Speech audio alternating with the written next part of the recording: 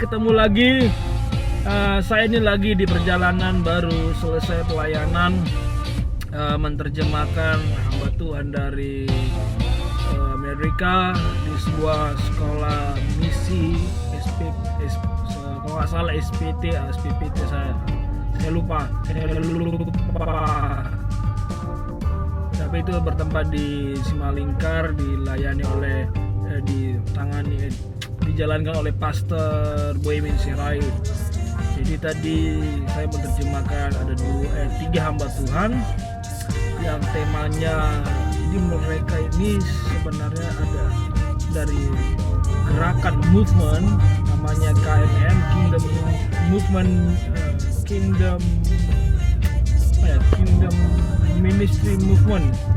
Saya juga agak lupa, sorry. Jadi intinya mereka mau mengajarkan bagaimana kita sebagai orang percaya kepada Tuhan untuk melepaskan kerajaan Allah di dunia ini, dan dia lebih cenderung kepada discipleship, pemuridan. Tapi yang membuat saya sangat diberkati tadi bagaimana mereka mendorong orang-orang percaya dalam hal tadi murid-murid SPPT sekolah misi tadi, bagaimana ketika mereka percaya kepada Yesus, mereka menerima Roh Kudus, mereka harusnya menjadi saksi bagi orang lain. Nah, itu yang pertama. Jadi kita sebagai orang Kristen, orang yang sudah menerima keselamatan, menerima Yesus, itu seharusnya sudah langsung bisa bersaksi bagi orang lain, menceritakan bahwa Yesus itu adalah juru selamat. Nah, yang kedua adalah yang saya pelajari tadi adalah bagaimana kita melipat gandakan orang percaya. Nah, tadi ada games yang menjelaskan sehingga lebih jelas lagi bagaimana caranya sebenarnya kita melipatkan ganda. Jadi ketika kita memberitakan Injil kepada orang, kita memuridkannya, dan kita memuridkannya untuk menginjili orang lain juga.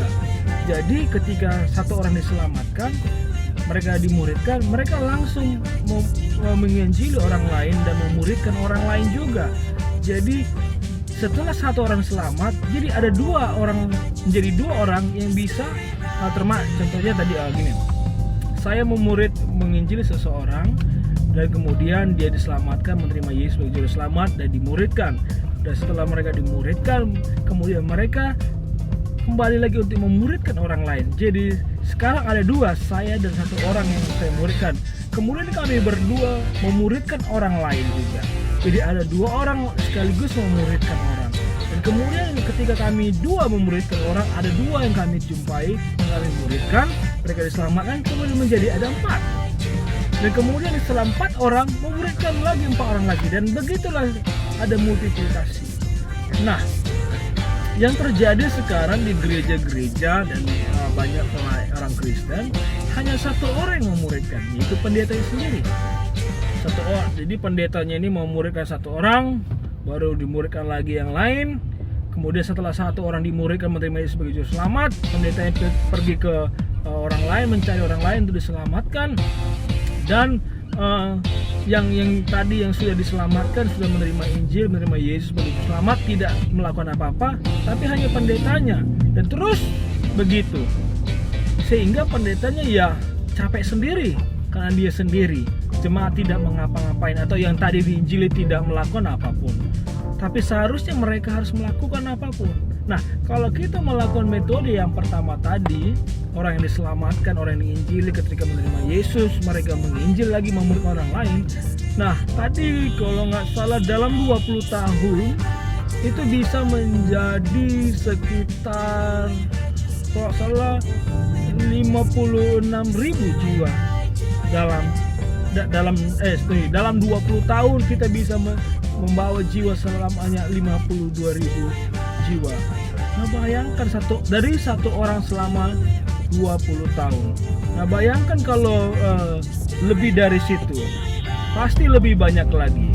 Nah, itu yang membuat saya seperti brainstorming bagi saya tadi, bahwa ternyata kalau kita gereja melakukan ini, percaya, akan lebih banyak orang percaya kepada Tuhan.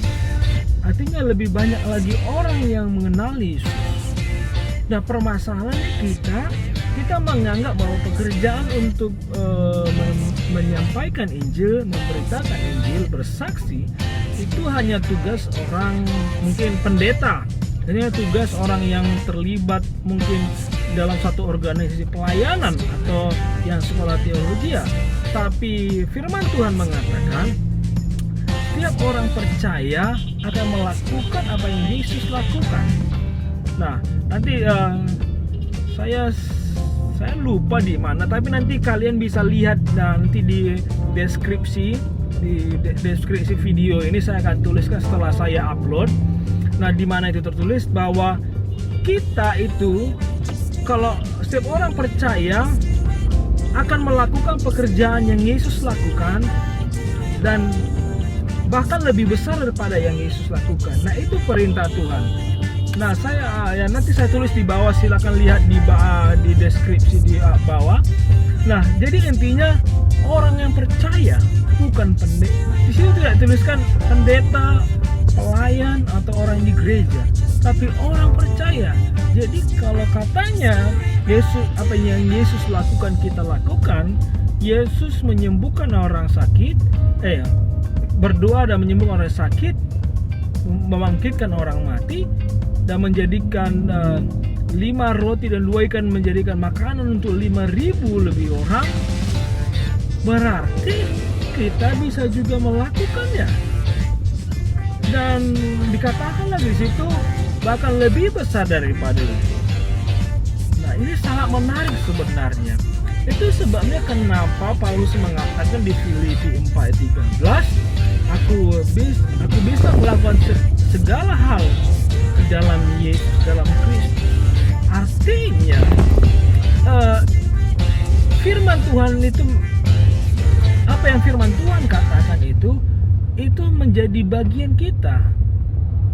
Artinya tidak ada alasan bagi kita untuk tidak mendoakan orang yang sakit, tidak memberitakan Injil, karena firman Tuhan itu mengatakan bagi orang percaya, siapa yang percaya akan melakukan apa yang Yesus lakukan, dan bahkan lebih besar dari pekerjaan yang Yesus lakukan. So ini selama saya tadi menterjemah dan khotbah itu juga berbicara kepada saya, dan saya sangat diberkati dan saya bersyukur Tuhan mengizinkan saya untuk menterjemah tadi.